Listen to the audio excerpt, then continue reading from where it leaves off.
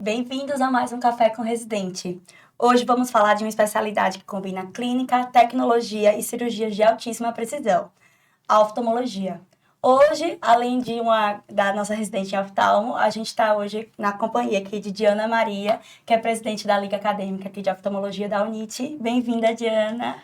Muito obrigada, Ana. Então, eu sou estudante do 8º período, chegando aí no internato e atualmente, como a Ana falou, eu sou a presidente da Liga Acadêmica de Oftalmologia daqui da Universidade de Tiradentes e eu vou apresentar para vocês a nossa convidada especial de hoje, que é a doutora Aline Messena Santana Albuquerque. Ela é graduada em Medicina pela Universidade Federal de Sergipe, mestre em Ciências da Saúde, experiência em gestão na atenção básica, atuação em emergência hospitalar e UTI neonatal, assistência em internamento COVID, experiência em enfermaria vascular, docente de clínica médica da UFES e atualmente R2 de oftalmologia. Muito bem-vinda. Bem-vinda, Aline. Obrigada, meninas. Obrigada, Unite, pelo convite. É muito bom estar aqui falando dessa especialidade que, assim, ganhou meu coração e ganha cada dia mais, a oftalmologia. Só agradeço o convite mesmo. Obrigada. Então vamos lá, bater esse bate-papo assim para tirar a dúvida dos nossos internos aqui da UNIT, né? Você tem uma formação muito ampla, né? Como a Diana falou, experiência em atenção básica, emergência, UTI natal, COVID. Em que momento a oftalmologia entrou na sua vida? Caramba, é uma história bem interessante, porque quando me chamaram, eu até falei, gente, como é que eu vou explicar isso? Na verdade, minha graduação, eu fiz toda em dermatologia. Desde o 2º período, eu era da Liga de Dermatologia, fui presidente da Liga por diversos anos, saí fazendo especialização em dermatologia, quando eu fui recém-formada atendendo dermatologia, fiz cursos e já atendia também. Mas, ao mesmo tempo, durante o meu curso, teve um período que a Liga de Oftalmologia da UFES estava passando por uma dificuldade com pouca gente. Eu já tinha muita experiência com a Liga de Dermatologia, e aí me convidaram para a Liga de Oftalmologia e eu fui. Acabou que teve uma época que eu estava presidente das duas ligas. Eu fui presidente da Liga de Dermatologia e, ao mesmo tempo, presidente da Liga de Oftalmologia. E foi durante esse período que eu conheci o saudoso Dr. Mário Sulino, que é fundador do hospital que hoje eu sou residente. E aí, nessa época, a gente tinha várias aulas com todos, né, os grandes mestres da oftalmologia do estado, então, Dr. Cristiano Mendonça, né, Mário Sulino, vários outros, Dr. Max, enfim, muitos. E aí conheci todos nessa época e participava, e sempre eles incentivando, poxa, você leva jeito, só que eu já tinha aquilo na cabeça, né, mas eu tô há tanto tempo na dermatologia, vou, não vou, então minha carreira iniciou com a dermatologia. E aí eu fiquei um ano ainda clinicando e fazendo atendimento em consultório na área de dermato, fazia rede social com tudo de dermatologia. E aí, de repente, chegou em um período que eu não me vi fazendo aquilo o resto da vida. Sim. E aí veio o questionamento, assim como todo mundo passa, eu acho, no final do curso, né? Esse questionamento, o que é que eu vou querer da minha área fazer o resto da minha vida? E aí, como eu já tinha essa experiência de oftalmo, eu disse, poxa, oftalmo é uma área legal. E, na época, eu fui e prestei a prova para residência no Hospital de Olhos, porque eu sempre quis fazer minha residência aqui em Sergipe, independente da área, eu sempre tive isso em mim, não via necessidade de ir para outros centros. Eu acho que a gente tem uma gama muito grande de muitos bons profissionais aqui no estado, e a gente está crescendo muito em todas as áreas. Então, eu queria fazer aqui. Aí, disse, vou fazer a prova do Hospital de Olhos e vamos ver no que dá, né? E aí, ao fazer a prova, no processo seletivo, eu não conhecia o Dr. Mário da época, mas conhecia poucas pessoas lá dentro, e conheci o Dr. Alan Luiz, que é meu chefe hoje, nesse processo seletivo. E aí, ele conversou muito comigo, também fiz muita pesquisa na época de graduanda com o Dr. Gustavo Melo, que é um nome, assim, um expoente na área de retina aqui no estado, conhecido internacionalmente. E aí fazia pesquisa também na área de oftalmo na época da graduação. Então, querendo ou não, eu sempre tive, mesmo em outra área, eu sempre tive um pezinho na oftalmologia, né? E aí fiz a prova de residência, Da primeira vez, na verdade tentei 2 vezes. A primeira vez eu entrei para vaga de estágio.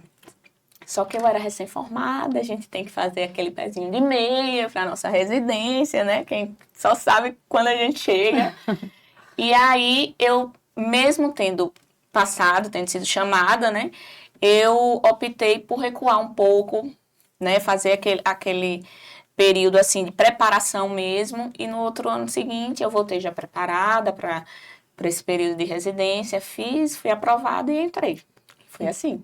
Não foi desde sempre a minha escolha, mas graças a Deus que eu encontrei ela no meio do caminho. Ai, que bom mesmo. Que bom, a oftalmo é uma área maravilhosa. E já que você comentou que essa foi a sua escolha, que nem sempre foi a sua primeira escolha, né? A gente queria saber o que pesou nessa sua escolha, o que mais pesou. E se, por exemplo, o fato de ter sido de ser uma especialidade de acesso direto também foi uma coisa que você levou em consideração. Sim. As especialidades, assim, eu sempre pensei em escolher uma coisa que já fosse definida na primeira decisão. Não por facilidade e outras coisas, mas tipo, que eu não tivesse que decidir ali e depois decidir de novo. Porque pra mim, quando eu decido uma coisa, eu sou muito certa, mas eu fico muito confusa quando eu tenho muita opção. Então, isso de já escolher e já ser aquele caminho me ajudou bastante. Eu sempre pensei em especialidade de acesso direto, né? Tanto quanto a dermatologia quanto a oftalmologia. E o estilo de vida que eu queria ter. Então, eu clinico até hoje, né? Além de ser residente, eu trabalho no Hospital da Polícia Militar, faço a parte de enfermaria lá, já desde formada, né? Recém-formada. E aí, eu tenho muito contato com a clínica, mas eu queria uma área que não me deixasse tão presa somente à medicina, sabe? Eu achava que eu não me encaixava em especialidades com muitos plantões, né? Com a vida mais frenética. Apesar de eu não ter, assim, muito problema, que eu já sou agitada, né? Mas já foi uma coisa de exclusão de outras opções, entendeu? Então, plantões, essas coisas. Mas eu queria uma especialidade que não me tirasse de dentro de hospital. Que me desse essa condição de fazer clínica, de estar no consultório, mas que não me tirasse o gosto do hospital, porque eu amo o hospital, em todos os sentidos. Amo o ambiente hospitalar. E aí, qual é a que a gente acha? Oftalmologia. Você falou muito, né, que a oftalmo te oferece. Eu penso assim também, a oftalmo também é uma das minhas opções, como é a Diana. Ai, que E bom. eu acho que o estilo de vida é uma coisa que pesa muito, assim, pra mim. Eu dizia a Diana que clinicar só e não usar as mãos, pra mim, soava estranho. Então, esse fato de ter vontade de usar as minhas mãos quando eu for médica me deixa muito feliz na oftalmo. E essa sua bagagem de clínica médica, você acha que hoje te ajuda na oftalmologia? Demais. Demais. Para vocês, assim, já vou me direcionar, assim, de certa forma, quem deseja oftalmologia, né? Quem pensa em oftalmologia, tem que entrar sabendo que vocês vão para uma segunda graduação. Porque a gente vê muito pouco de oftalmologia na graduação, em todos os cursos, independente da modalidade. A gente vê muito pouco, tanto de teoria quanto de prática. Quando você entra na oftalmologia, você se assusta, assim, um mundo. É um mundo.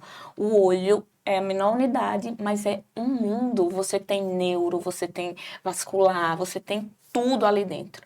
E a gente tem que estudar muito, porque a gente não conhece isso.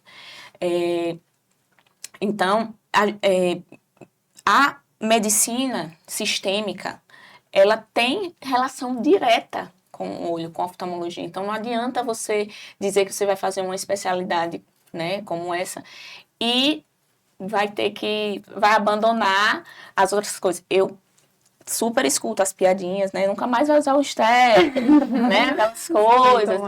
Mas eu, até hoje, uso, né? Tanto fora da parte de oftalmologia, mas existem alguns sinais, algumas coisas que a gente usa o estético, sim, na oftalmologia, né? As cutas. E isso agrega, na verdade, entende? Não tem como dissociar, porque inclusive, muitas doenças sistêmicas podem ser diagnosticadas através do olho. E para a gente ser completo, não pode deixar isso de lado de jeito nenhum. De jeito nenhum. Exato. E é engraçado que a gente estava até conversando antes da gente chegar aqui, que a oftalmo é uma área muito, apesar dela ser considerada muito cirúrgica, assim, principalmente por cursinho de residência, é uma área muito clínico-cirúrgica, então a gente nunca vai parar de mexer com as mãos, como a Ana falou. Então a gente vai ter um contato com o centro cirúrgico e também ter um contato com o paciente. Então, essa dualidade da oftalmologia deve ter te chamado a atenção. E teve mais alguma coisa que te chamou mais atenção para a oftalmologia do que as outras áreas? Porque eu vi que você atuou em UTI neonatal. Então, eu imagino que você tem um carinho, assim, no mínimo, porque eu também tenho uma quedinha, assim, por PED. Sim. Mas aí eu queria saber o que te puxou mais para oftalmo em relação a PED, por exemplo. Então, veja, eu caí de paraquedas na UTI neonatal, né?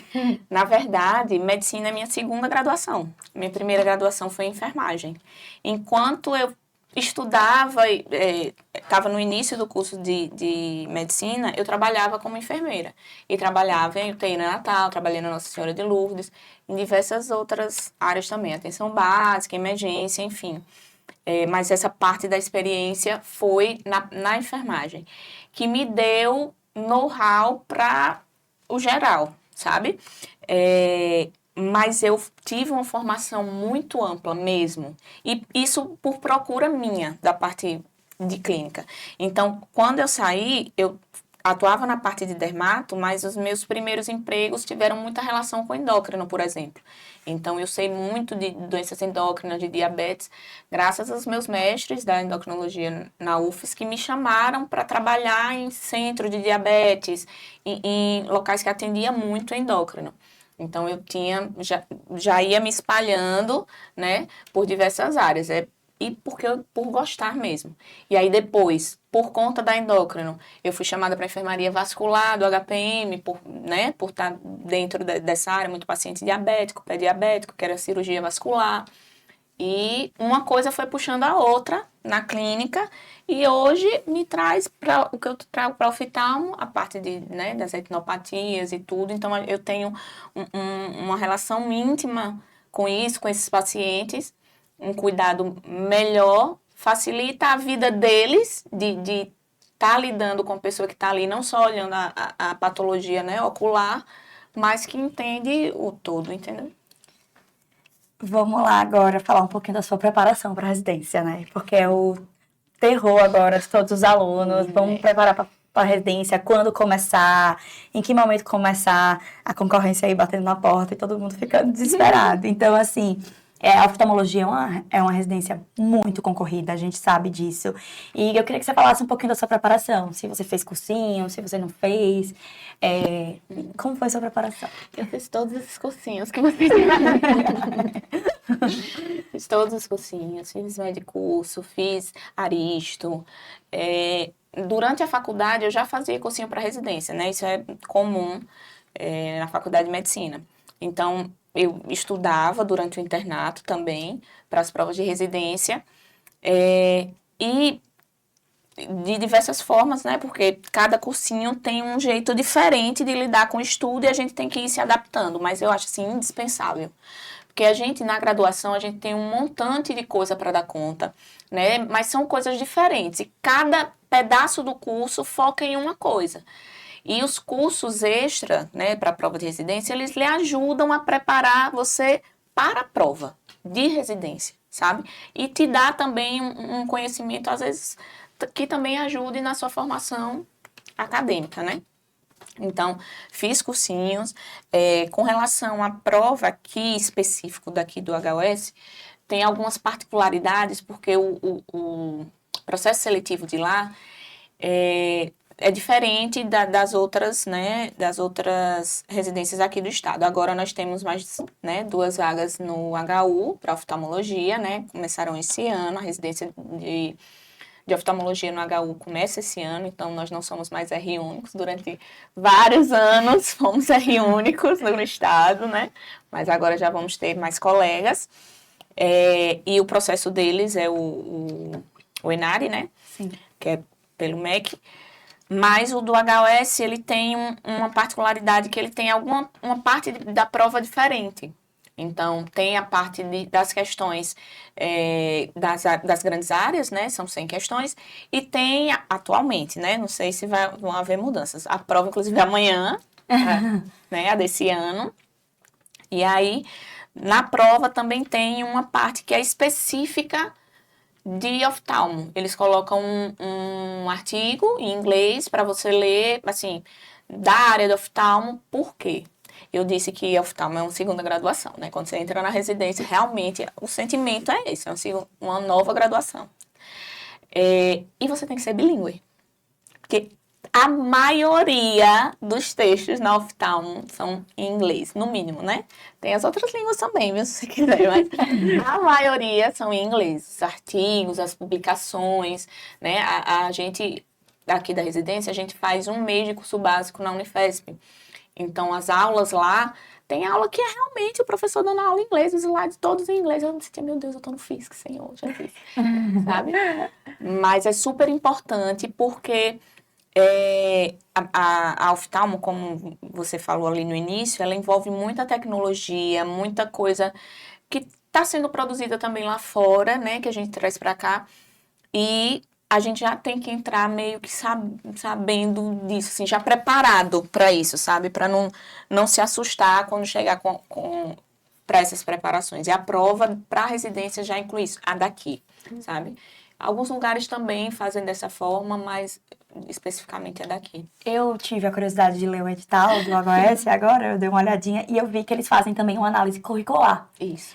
E na sua época também já fazia? Se você Já. quiser falar um pouquinho como, o que é que eles cobravam, o que é que deixava de cobrar. Na minha época já fazia. Faz parte do processo seletivo uma entrevista, né? Eles pedem o nosso currículo e aí na entrevista eles perguntam sobre as nossas atividades, né? Comigo já foi assim também. E é uma bancada, assim, com os doutores lá, porque eu sou muito, muito fã do HOS, tá? Muito fã.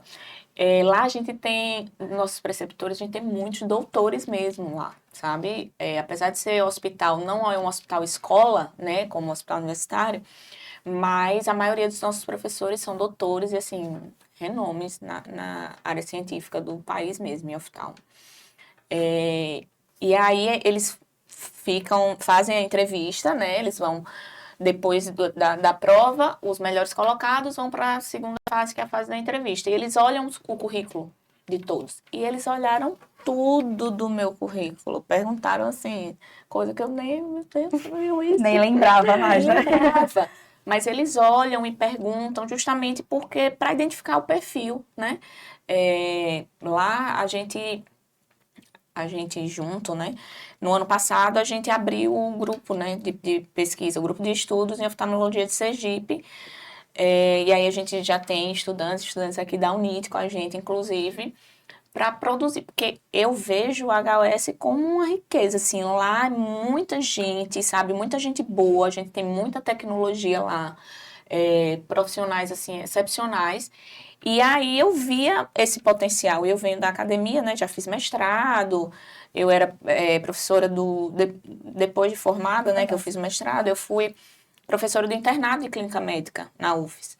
Então, eu tenho muito essa veia acadêmica, muito essa veia de pesquisadora, de ver tudo ali. Eu acho que a gente podia fazer um artigo disso, acho que a gente podia pesquisar mais isso aqui. Vamos estudar esses pacientes aqui, vamos chamar para fazer esse exame, sabe?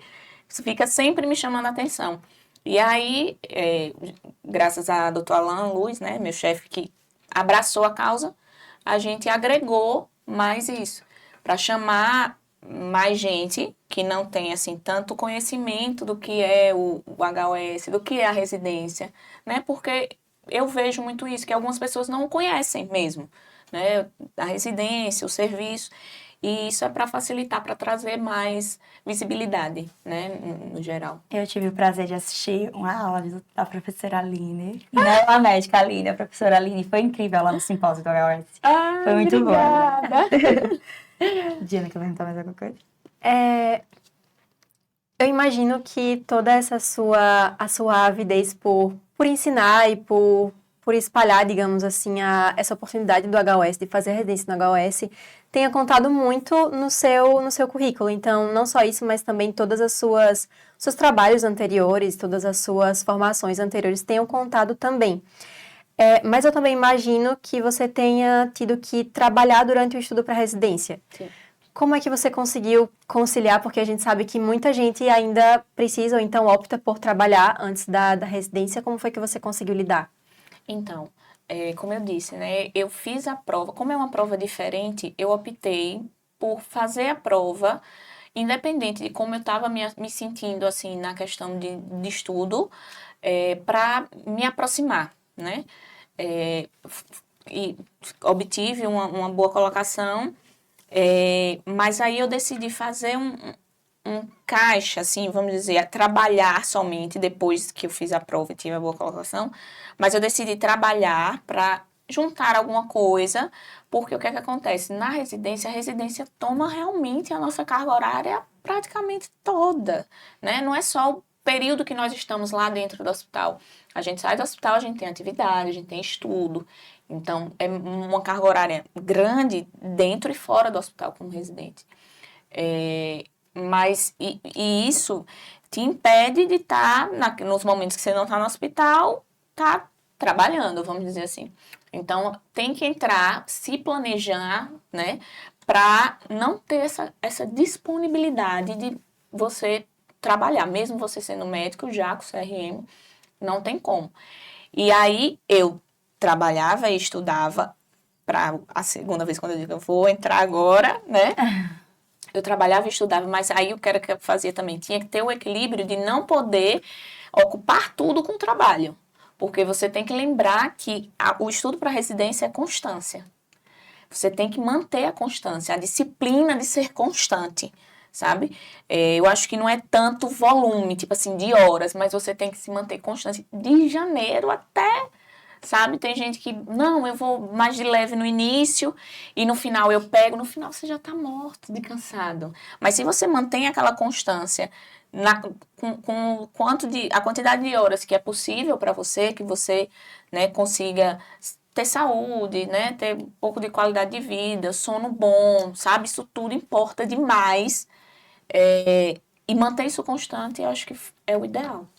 Excelente. E a gente imagina também que essa constância se faz presente até hoje, né? Na sua rotina como residente. E recentemente eu tive a oportunidade de fazer um estágio em oftalmologia, só que não foi aqui, foi em outro estado. E eu descobri que eu não sabia, eu era muito, muito verdinha, digamos assim, nessa parte de residência da oftalmologia. E eu descobri que os serviços da oftalmologia, cada um tem uma diferença além do volume de cirurgia, também tem uma diferença por exemplo, por causa do volume, no tanto de horas que você vai passar lá. Então, além disso, o que mais você acha que um médico estudante para residência deveria levar em consideração na hora de escolher o serviço que ele vai prestar à residência?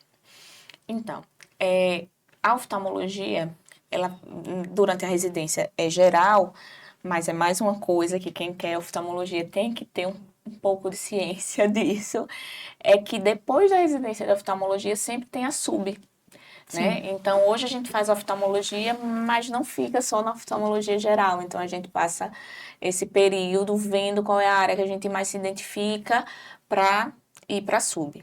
Então, um conselho que eu dou é, assim, é muito difícil para quem já está, quem quer oftalmologia já imaginar uma sub, realmente, porque a gente não tem conhecimento de quase nada. Então, para os meninos que eu tenho mais proximidade, agora com o grupo de pesquisa, os estudantes, que demonstram interesse pela oftalmologia, eu sempre digo, se aproxime mais, porque cada vez que você sabe um detalhe, por exemplo, esse seu detalhe que você sabe agora, com relação ao volume de procedimentos, com relação às áreas, isso vai fazer muita diferença na hora de você escolher, muita diferença na hora de você se dedicar, porque tem lugares que têm provas diferentes, né, acesso diferente, então isso pesa demais. E se você conseguir adiantar isso durante a graduação, quando você chega para a prova, já não vai ter mais aquela tensão de que, além de estudar, você ainda tem que decidir. Entende? Você já tem como ir planejando isso.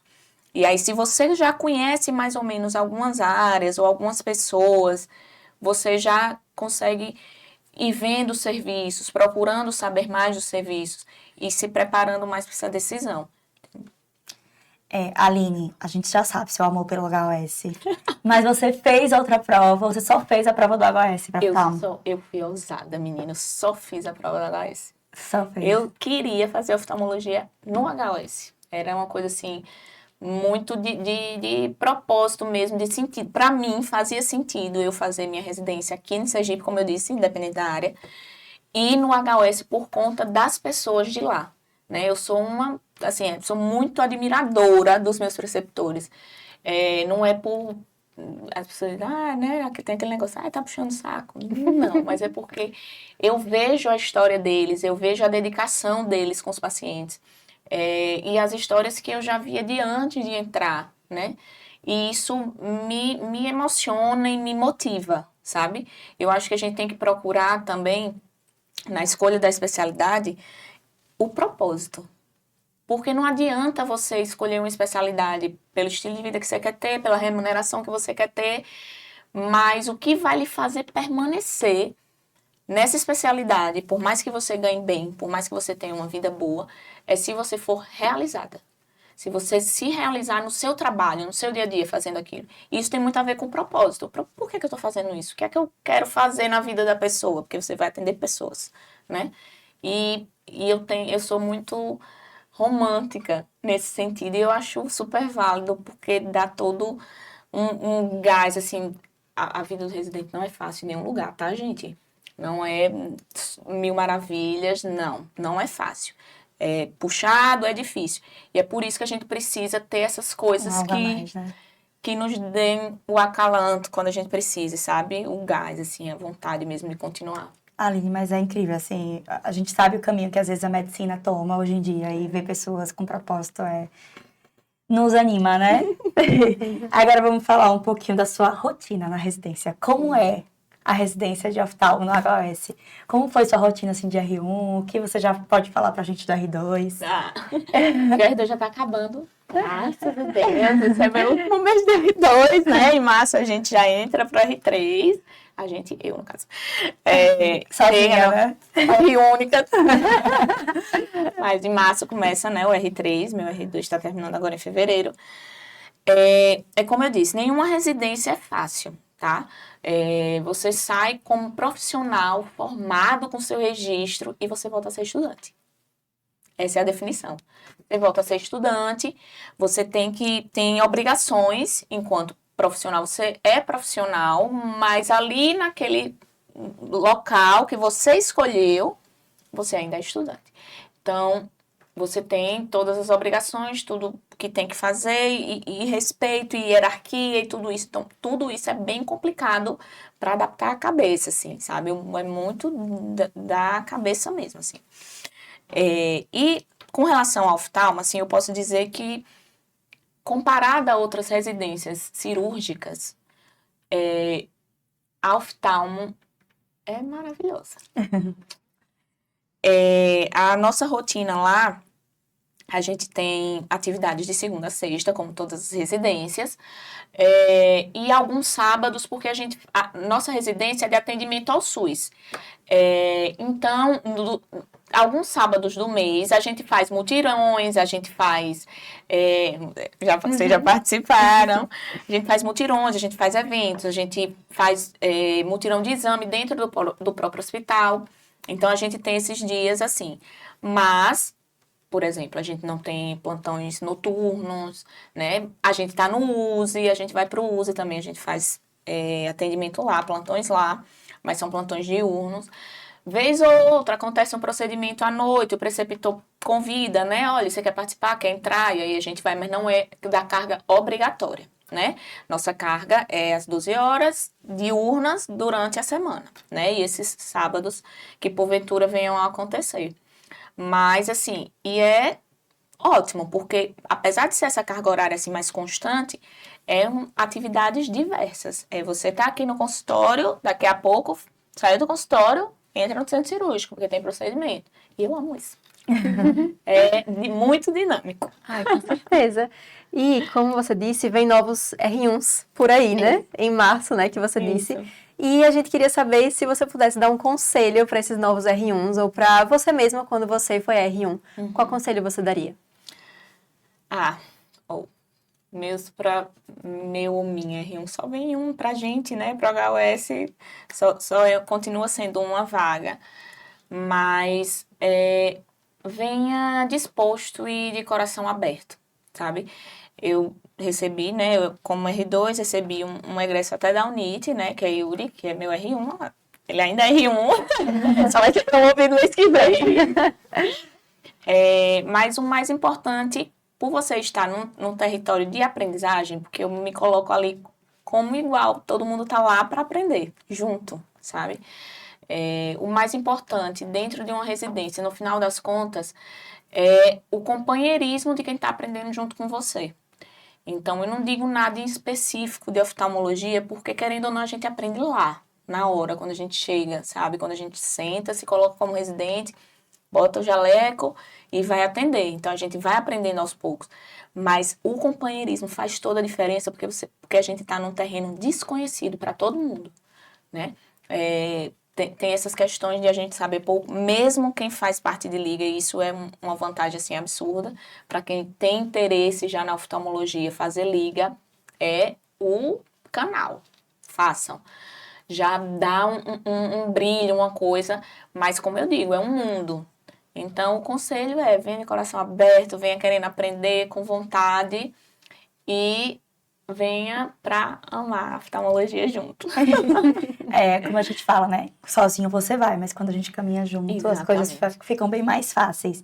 E assim, os R1s os que querem fazer oftalmologia estão curiosos em saber. Sim. Já temos práticas cirúrgicas no R1? Com certeza! Com certeza, já entra. Na verdade, tem uma cirurgia que é do R1 já, né? Que é a cirurgia de pterígio, já é de domínio do R1. Então, se tiver no mês, naquele mês, já entra no centro cirúrgico e o Uri mesmo tá aí. Primeiro mês dele, bora.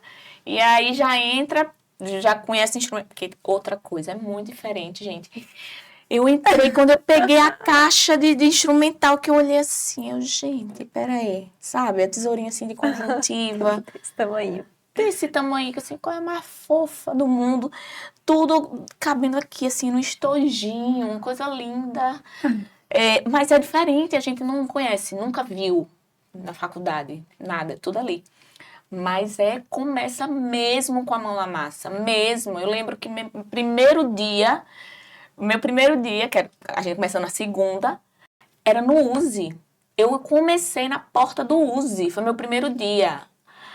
Chegou o paciente, um corpo estranho na córnea, pra tirar. Toma aqui a agulha. E eu, na frente da lâmpada de fina, assim, está colada, gente, com a agulha na mão, olho aqui na minha frente. Gente, pera, respira, sabe? É assim. Mas, é como eu digo, tudo depende de quem tá ali junto com você. Porque são coisas realmente que a gente não faz na graduação. Mas ter o apoio, né? Por isso conta muito os preceptores também, sabe? E eu, graças a Deus, dei bastante sorte de estar lá e de contar com eles. Mas já começa no primeiro momento, na primeira hora, né? é agulha na mão e olho ali. Gente, vamos lá, Aline, a pergunta que não quer calar. E a sua especialização? Eu não estava preparada para responder essa pergunta aqui hoje, que já é uma questão que já vem me atribulando esse início de ano. Porque como é o último ano, né, espera-se sempre que a gente decida aqui agora no último ano a subespecialidade que vai seguir. E eu estava desejando, pedindo a Papai Noel o chapéu seletor, para que ele chegasse para mim e dissesse: você vai para a casa do retina, córnea. Mas ele não chegou. Mais fácil. Mas ele não chegou. Eu já tenho algumas áreas que eu não quero, né? Que eu já, assim, que não me identifico como subespecialidade. Atendo, a gente tem muita prática de clínica lá dessas áreas e né? Temos preceptores também disso, mas que eu não me identifico, né? Desculpa, doutor Diego Torres, glaucoma, não. Já tirei. PED também não é uma coisa que me enche os olhos, assim, não sei. Doutora Juliana lá, maravilhosa também, tentando o tempo inteiro, mas fica para uma próxima. E doutor Alan Luiz, que é o chefe, né, da residência, ele é corneólogo, especialista em ceratocone, cirurgia refrativa. Um expoente, assim, na área, no país. E ele estimula demais a gente a participar e a ter vivência com essa área, né?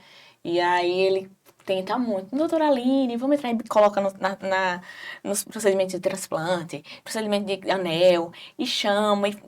Ele, né, quer mesmo conquistar o residente, assim, mostrar o quão boa, né, e quão bela é a área dele. Então, é uma área que eu penso realmente, né, a parte córnea. Mas a gente tem um time lá no Hospital de Retina, o time Retina. Assim, a retina me enche os olhos, sabe? E aí eu fico realmente ainda muito indecisa. Já conversei com vários receptores. Meu Deus, o que é que eu vou fazer? Então, quando você vai falar, pergunta pro de retina. Não, vem fazer retina, vem fazer. Pergunta pro de córnea, não faça córnea, eu faço córnea. E acaba que não sei ainda. De verdade mesmo. Gosto das duas áreas. Eu estava até comentando o que foi que definiu, o que me fez ter certeza de que eu fiz a escolha certa quando eu escolhi oftalmo. Nos meus primeiros dias também de atendimento, quando eu sentei na lâmpada de fenda, porque a gente tinha prática de oftalmo, mas a gente não chega para fazer os exames, para atender, né? Tudo muito assim, en passant. E aí, quando eu consegui focar, que eu vi uma íris pela primeira vez na lâmpada de fenda, eu me apaixonei. É uma coisa assim que até hoje me emociona muito quando eu estou examinando. A íris, que eu olho, a íris de cada pessoa é completamente diferente. Completamente. E todo paciente, você conseguir identificar o quão diferente e que você está ali examinando uma pessoa completamente diferente. E você vê isso na íris, entendeu? E aí eu me apaixonei. E outra cena é quando você vê a retina. Quando você vê o primeiro fundo do olho, que você olha aquele negócio brilhante, assim, rosadinho, os vasos, um nervo. Você vê um nervo, você tá vendo um nervo. A pessoa viva. E o vaso, a pessoa viva e você tá vendo. É lindo demais. Devo Chovendo, mas é concordar. muito lindo. Devo concordar. É muito lindo. Então, me conte uma coisinha que eu fico meio curiosa, assim. Eu já ouvi muita gente falando que é quase essencial ter um fellow. Então, eu queria saber a sua opinião, o que você acha, se para um residente de oftalmologia, se ele já consegue se inserir no mercado sendo apenas, entre aspas, oftalmologista, ou se ele seria melhor para ele fazer um fellow logo em seguida, que eu sei que muitos fazem, né? O fellow logo em Isso. seguida. A questão de fazer o fellow logo em seguida é a mesma questão de fazer uma residência logo em seguida da formação. Por quê? Quando você começa a trabalhar, e aí começam a vir outras questões, né, de trabalho, desvia. Querendo ou não, por mais que você mantenha ali o desejo e o foco, desvia um pouco. Como você já está vindo num ritmo de residência, sabe, num ritmo de estudo e trabalho, porque fellow, lembre-se, apesar de você, é a mesma coisa que eu disse da residência. Você é profissional, você tem seu registro, mas você volta a ser estudante. O fellow é a mesma coisa. Você tem seu registro, você é oftalmologista, mas você ainda é estudante. E você trabalhar isso na mente, depois de você ter saído da residência, tá trabalhando como especialista, ganhando seu dinheiro, para voltar depois para passar por isso, é bem complicado. Então, assim, para quem não julgo quem quer fazer oftalmologia geral, porque tem campo, sabe? Tem como trabalhar fazendo oftalmologia geral. Então, tem gente que se sente satisfeito com isso. Mas, querendo ou não, como é uma especialidade, como eu digo, é uma segunda graduação, você tem muita coisa para ver, sabe? É um mundo de coisa. Então, todos os dias é um paciente diferente, uma coisa que você nunca viu. Então, eu acho muito importante quem né, pensa em fazer mesmo uma subespecialidade para ver mais daquilo que se identifica mais, porque é necessário, sabe? E agora que você falou disso do que a pessoa se identifica mais, você acha que existe algum perfil, assim, de estudante para oftalmologia? Ou você acha que... Qual é o perfil do oftalmo? Nerd. Nerd. Tem que ser nerd. O que será? Veja, não é, assim, eu disse a palavra nerd foi a primeira que me veio à mente, mas assim, isso eu digo pelo meio que eu tô, né? Que a gente é muito produto do meio, né? Então, assim, o meio que eu tô, os meus preceptores, eu juro por Deus que eu passo assim nos corredores e vejo eles discutindo o caso e eu fico assim, meu Deus, com que pessoas inteligentes, sabe?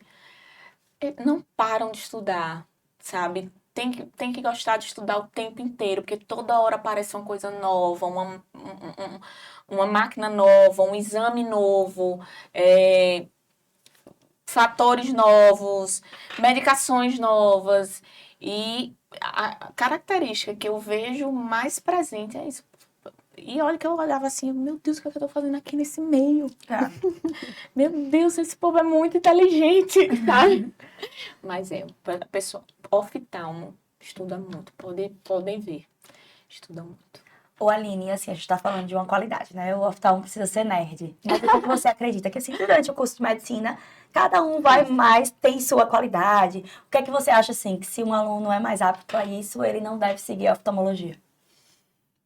Ou,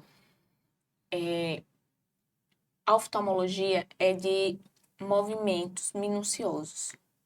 Isso é uma coisa delicada que também precisa ser falada, né? Tanto o exame quanto as cirurgias em si, elas são de movimentos precisos, né? Minimalistas, é microscópico, é coisa muito minuciosa.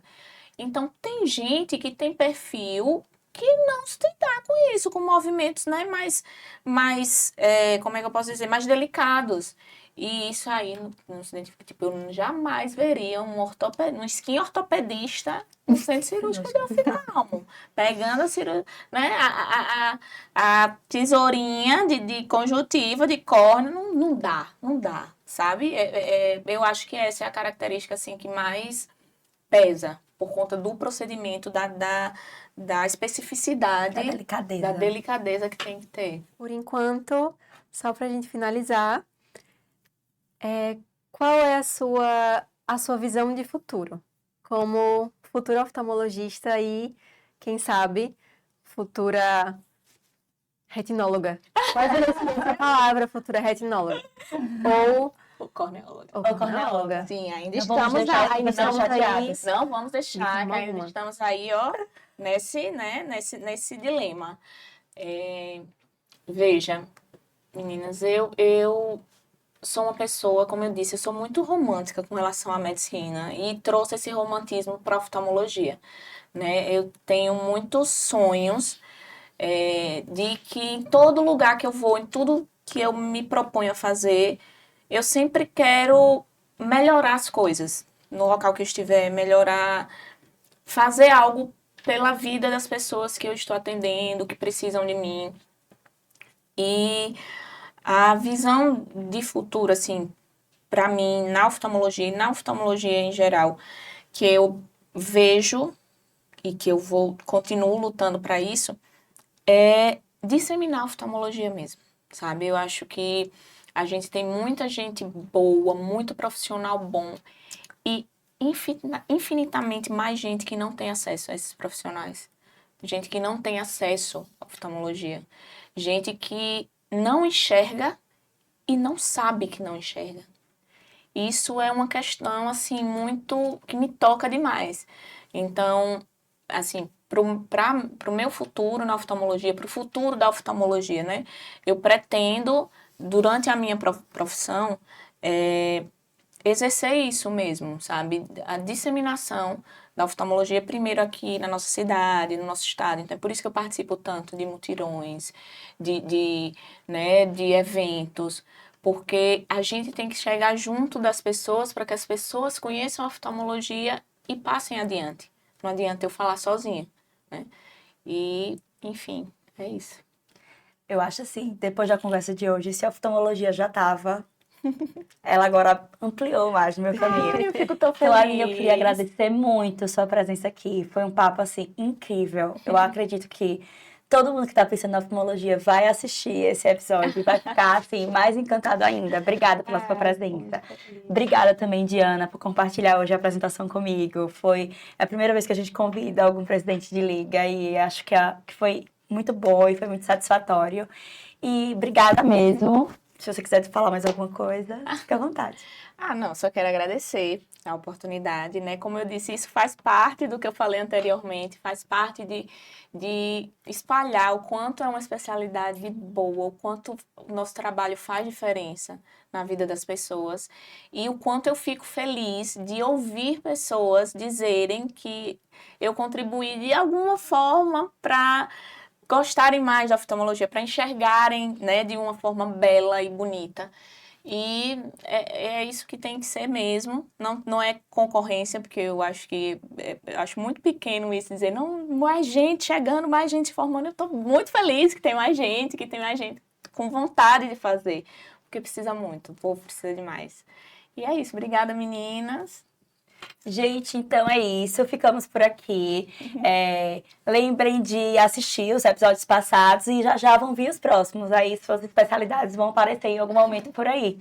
Obrigada e o Centro Acadêmico agradece.